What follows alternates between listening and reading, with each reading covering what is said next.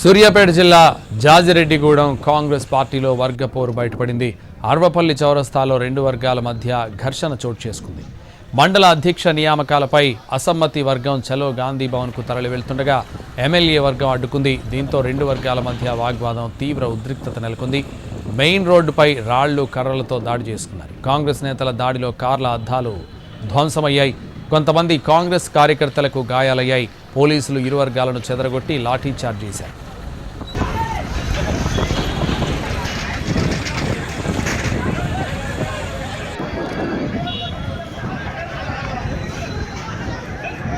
సూర్యాపేట జిల్లా జాజిరెడ్డిగూడెం కాంగ్రెస్ పార్టీలో వర్గపోరు బయటపడింది. అర్వపల్లి చౌరస్తాలో రెండు వర్గాల మధ్య ఘర్షణ చోటు చేసుకుంది.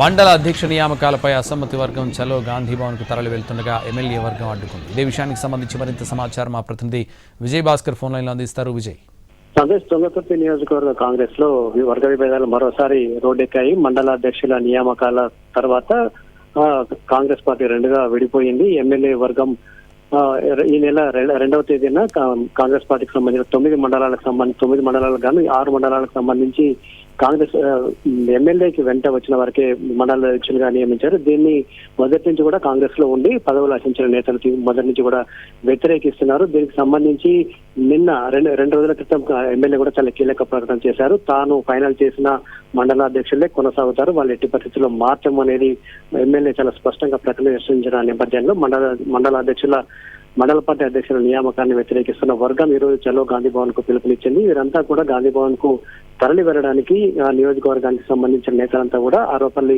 చౌరస్తా వద్ద కలుసుకోవడానికి సంసిద్ధమయ్యారు. ఈ నేపథ్యంలోనే అక్కడ గ్యాదర్ అయిన కాంగ్రెస్ పార్టీ కార్యకర్తలపై ఎమ్మెల్యేకి చెందిన వర్గానికి చెందిన కొంతమంది దాడి చేయడంతో ఒక్కసారిగా జాజిరెడ్డిగూడెం అర్వపల్లి సర్కిల్లో ఉద్రిక్తత చోటు చేసుకుంది. పరస్పరం ఒకరికొకరు కర్రలతో రాళ్లతో దాడి చేస్తున్న నేపథ్యంలో అక్కడున్న వాహనాలన్నీ కూడా ధ్వంసమయ్యాయి. మరొక వైపు కొంతమంది కాంగ్రెస్ కార్యకర్తలు కూడా గాయాలయ్యాయి. పోలీసులు వెంటనే ఎంట్రీ ఇచ్చారు. వీరందరినీ కూడా చెదరగొట్టేందుకు ప్రయత్నించబడి కూడా సాధ్యం కాకపోవడంతో లాఠీచార్జ్ చేసి వారందరినీ కూడా రెండు వర్గాలకు చెందిన కాంగ్రెస్ కేడర్లు కూడా చెదరగొట్టారు. కొంతమందిని పోలీసులు అదుపులోకి తీసుకుని వారందరినీ కూడా పోలీస్ స్టేషన్ కు తరలిస్తున్నారు.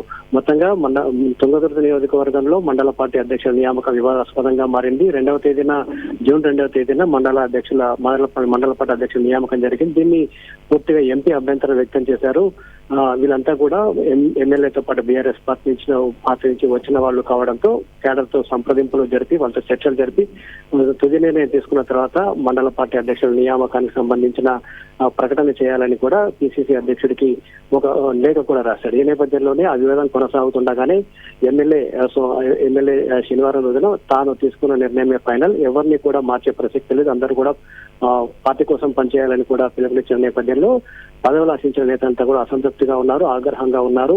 అంటే మొదటి నుంచి కూడా 10 ఏళ్లు ప్రతిపక్షంలో ఉండి 2.5 ఏళ్లుగా పదవుల కోసం వేచి చూస్తున్న తమకు పదవులు దక్కలేదు, పార్టీ పదవులు కూడా దక్కకపోవడంపై ఎమ్మెల్యేపై అసంతృప్తిగా ఉన్నారు. ఈ వ్యవహారాన్ని గాంధీ భవన్ లోనే తేల్చుకోవడానికి మొదటి నుంచి ఉన్న కాంగ్రెస్ నేతలంతా కూడా సిద్ధమైన నేపథ్యంలోనే ఈ ఘర్షణ చోటు చేసుకుంది. ఇటు ఎంపీ మండల పార్టీ అధ్యక్షుల ఎంపికపై అసంతృప్తి వ్యక్తం చేయడం ఒకవైపు, ఎమ్మెల్యే ఖచ్చితంగా నేను ఫైనల్ చేసిన వారు మాత్రమే మండల అధ్యక్షులు కొనసాగుతారనే ప్రకటన నేపథ్యంలో రెండుగా తుంగతుర్తి కాంగ్రెస్ విడిపోయిన కాంగ్రెస్ నేతలు ఈ రోజు ఘర్షణకు కూడా దిగిన పరిస్థితి ఉంది. అంటే ఈ పంచాయతీ గాంధీ భవన్ లో తేల్చుకోవడానికి కేడర్ సిద్ధమైన నేపథ్యంలోనే ఘర్షణ అయితే జరిగింది. ప్రస్తుతం పరిస్థితి అదుపులోకి వచ్చింది, పోలీసులు రంగప్రవేశం చేశారు. ఘర్షణ కారణమైన వారందరూ కూడా అదుపులోకి తీసుకునే ప్రయత్నం అయితే చేస్తున్నారు. ఈ ఘటనపై ఎమ్మెల్యే మొదటి నుంచి కూడా తన నిర్ణయాన్ని సమర్థించుకుంటున్న నేపథ్యంలో ఈ దాడిపై ఎలా రియాక్ట్ అవుతారనేది మాత్రం కొంచెం ఆసక్తికరంగా అయితే మారింది. మొత్తంగా తుంగతుర్తి కాంగ్రెస్ రెండుగా విడిపోయింది. సందర్భం వచ్చిన ప్రతిసారి రోడ్డుకి ఘర్షణ దిగుతున్న పరిస్థితి అయితే ఉంది. Santosh, right, thank you Vijay.